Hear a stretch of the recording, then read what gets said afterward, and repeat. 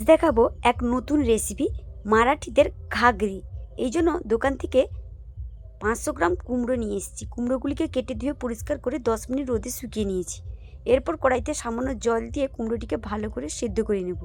কুমড়োগুলিকে ভালো করে সেদ্ধ করা হয়ে গেছে। এরপর গামলার মধ্যে সামান্য নুন দিয়ে ডাকুর সাহায্যে ভালো করে একটা পেস্ট তৈরি করে নেব।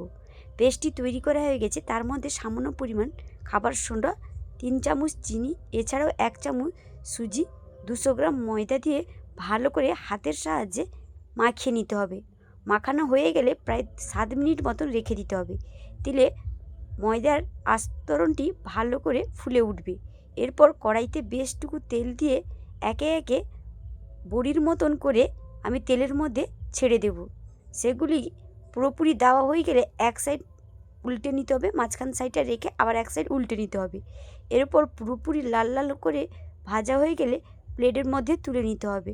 সবগুলি আমি ভেজে নিয়েছি, এরপর প্লেটের মধ্যে তুলে নিয়েছি। এরপর দেখুন কতটা সুন্দর হয়েছে। আমি একটা ঘাগরে ভেঙে দেখাচ্ছি কতটা নরম এবং কতটা কালারফুল হয়েছে।